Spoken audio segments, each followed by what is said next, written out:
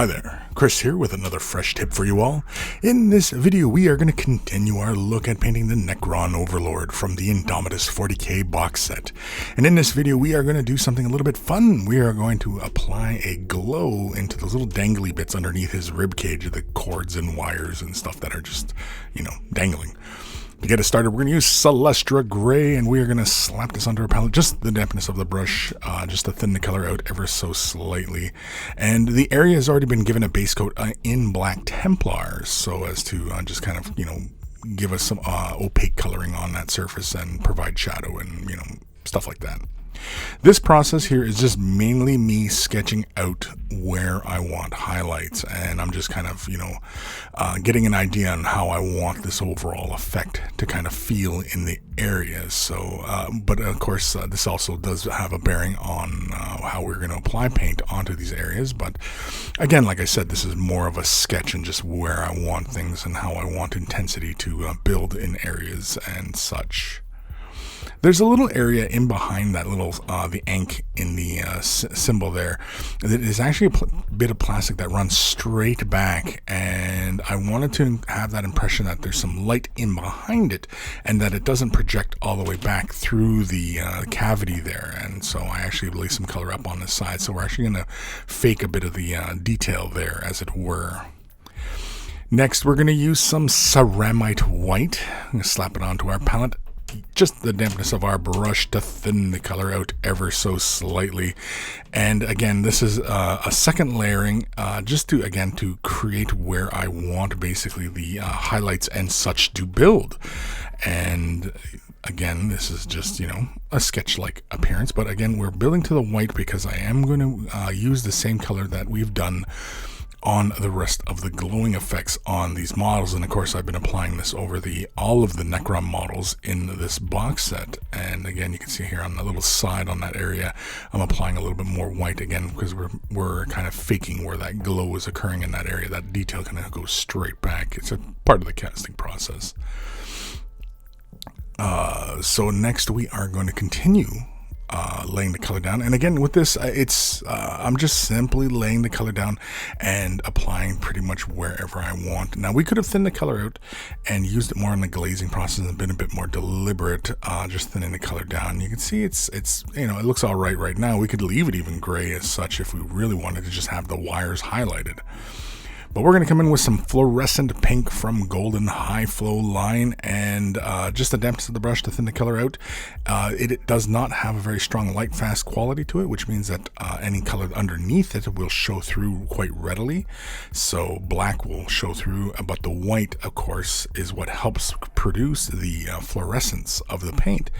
And with that is why we built to the white, and it gives us our highs and lows. So I pretty much just almost do like a base coating effect onto the majority of the cables and wires and things like that, and just begin laying the color down. Again, I'm just kind of following my initial sketch, and now it looks really bright and everything like that. And of course, we lay down another layer on some of those areas, especially just on the wires.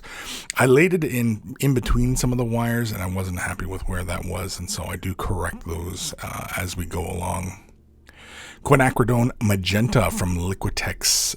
This is their acrylic ink line. This is water-based acrylic inks. They're just basically really thinned out paints, but they flow really nicely. And here I'm going to use this as a shading agent to create our shadows and our initial transitions. I want to push some of this color back downwards.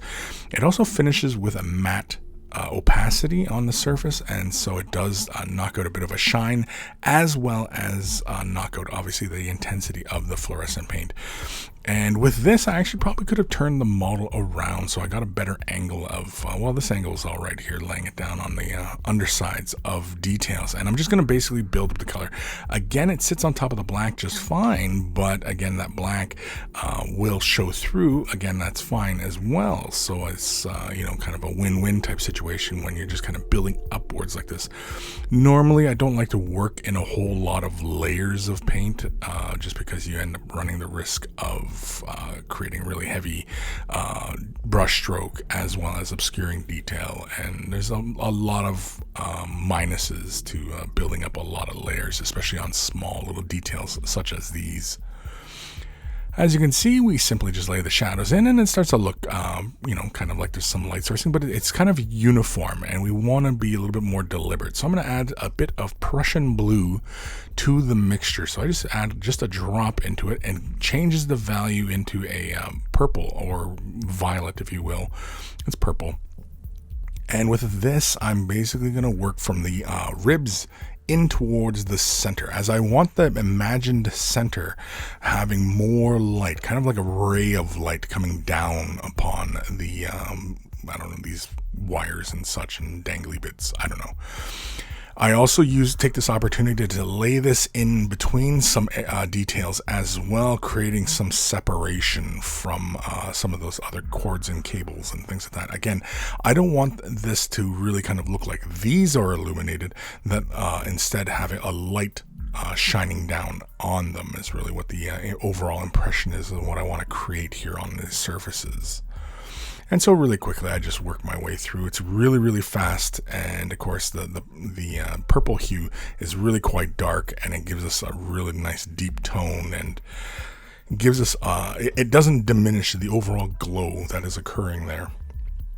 We're going to come back in with some fluorescent pink. We're going to add a little titanium white. Both of these colors are from Golden, and they are from their high flow line. These are airbrush ready paints, but they brush on just fine as well. Initially I started off with more of a 1-to-1, but then I kind of built it to more of a 3-to-1. I wanted more of the fluorescent pink to remain. I really just wanted to change the value up a bit. Now, as we add the titanium white to the paint, you can see it does still retain some of that fluorescence, but it does knock quite a bit of it out. And you see it more to the eye than you do to the camera. The camera seems just more like it's a bright pink, but to the eye, it actually loses a bit of that fluorescence. It's actually a stronger value when you are looking at it in person, as opposed to, when you're looking at it on camera, as it were. With this, I'm just being very, very careful. Catching just those raised details on that kind of ribbed kind of cabling and such, and some of these areas I'm just kind of just building the light sourcing just off center to the right of like where the imagined glow is. I'm just kind of taking, again, a more stylized approach. And as in retrospect, as I was looking at this, it actually realistically, the light would not really gather in those spaces unless, of course, those cords and such, there was a gap there for light to shoot through. And one thing I did not do was do like reflected light. So this is just one light source coming down, and yeah.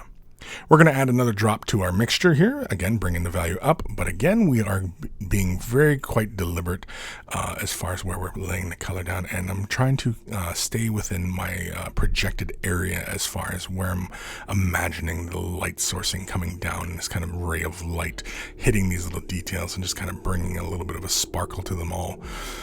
Again, it's not directly underneath where the sternum is. It's actually kind of off center from that. Just realistically, it's just kind of an aesthetics choice, and it just looks kind of interesting, just kind of having it off center. And I've been kind of moved lately by such choices when we are painting miniatures, doing kind of off center type of highlighting and such. Anywho. So with that highlight, we're going to go in with some titanium white. Now this time I'm going to add the titanium white onto the palette and then mix in a slight amount of our previous mixture into the white, so that I'm really just more of an off-white, but within the realm of our fluorescent pink. But it's predominantly white. Instead of just going right to a pure white, we could also have thinned it down and glazed with it, but with such a small area and such, it's really not that necessary. You can pretty much just use the dampness of your brush just to thin the color out ever so slightly. But with that done, that is the underglow, and basically what I'll do is I will take that aside and just refine the shadows a bit more, create a little bit more separation, but that is the final effect. It's kind of this imagined light source up inside the ribs, coming down, shining down on those little, what looks like his intestines or whatever, but that is it. That is a chest glow inside, shining down on his little dangly pins. Big thank you to all my patrons. Without your support, these videos would not be possible. If you're considering Patreon support, click the link in the description below and you'll be taken off to a magical website called Patreon, where there are varying tiers to support at. And a huge thank you to everybody who does. Take care of those brushes and they will take care of you.